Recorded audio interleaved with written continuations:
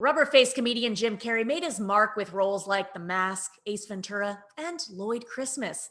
That's ironic. But in 2000, he made an absolutely grueling transformation into the Grinch, which is celebrating its 20th anniversary. Take a look.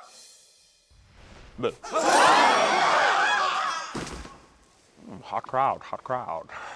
I mean, just the costumes alone. There's hundreds of costumes. Right. Hundreds of costumes, incredible sets, unbelievable special effects to take care of. 20 years ago, How the Grinch Stole Christmas made our hearts grow 3 sizes when it hit the big screen. I love ya! Ron Howard's whimsical adaptation of the Dr. Seuss classic has become a true staple during the holiday season. Bless this Christmas music!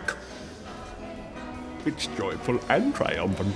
It was fun to play. Once we got in that cave and we got in those places, you know, even with the suit, Right. you know, you just can't help but get carried away with this stuff. The Grinch is a great character.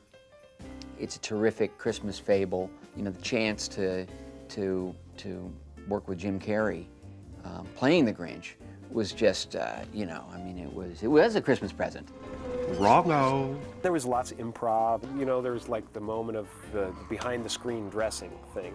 That Right. was not a planned thing. It was just, you know, I just thought, you know, it'd be funny to just, you know, have this monster transformation that we'll see how it turns out. 5:30, jazzercise. 6:30, dinner with me. I can't cancel that again.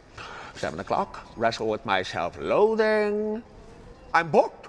While filming, the cast and crew admired watching Carrey bring the Grinch to life. When he came on with the green prosthetic and the green dyed yak hairs and just transformed himself, he's such a powerful performer when he's behind a mask. He can do without a mask, but you put him behind something and this energy is like, it's like a force of nature, and he's so infinitely inventive.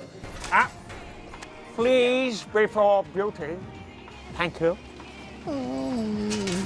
I was so intimidated. I mean, I'm such a huge fan of his, and just to watch him perform and his level of commitment, and he's such a great actor and so funny. Taxi!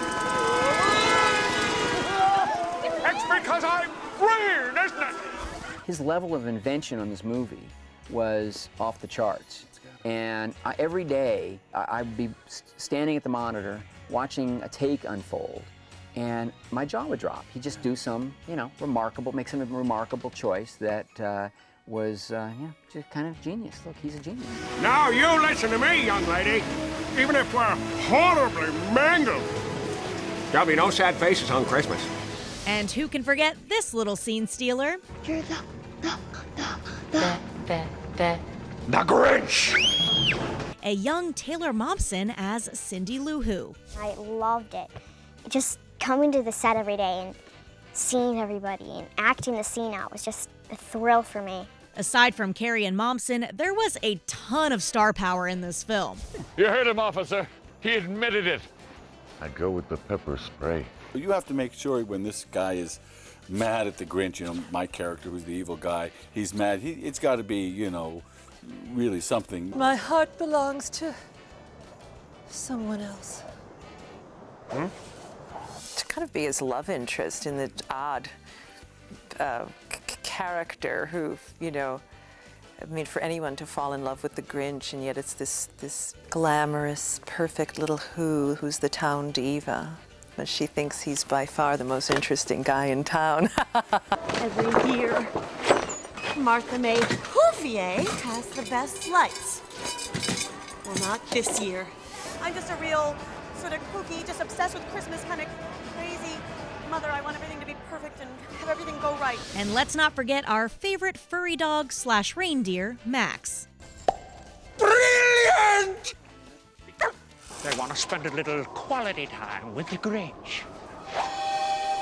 I guess I could use a little social interaction. It was about 3.5 hours of makeup, and you know, another half for the suit, and then you just knocked on the coffin wall and said, I'm still alive! I'm still alive! You know?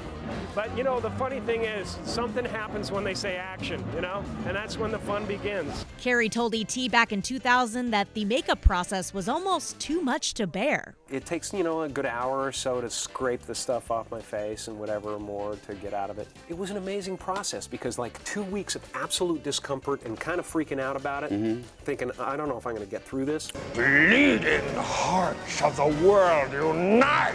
The film's makeup artist Rick Baker revealed that Ron Howard actually endured the uncomfortable Grinch suit himself. This is one of the few films where I didn't suggest that, but Ron, I think, actually came up with the idea and thought, you know what, maybe it'll be easier for Jim if he sees that I can do this too, you know.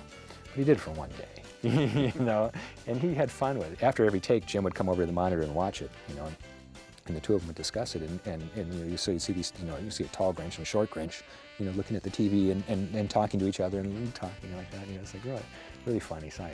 How the Grinch Stole Christmas went on to win the Oscar for Best Makeup and received nominations for Best Art Direction and Best Costume Design. And the movie became the third highest grossing holiday film in the U.S. Somebody's fabulous! I mean, it was exciting enough to get the Queen of England to attend the London premiere.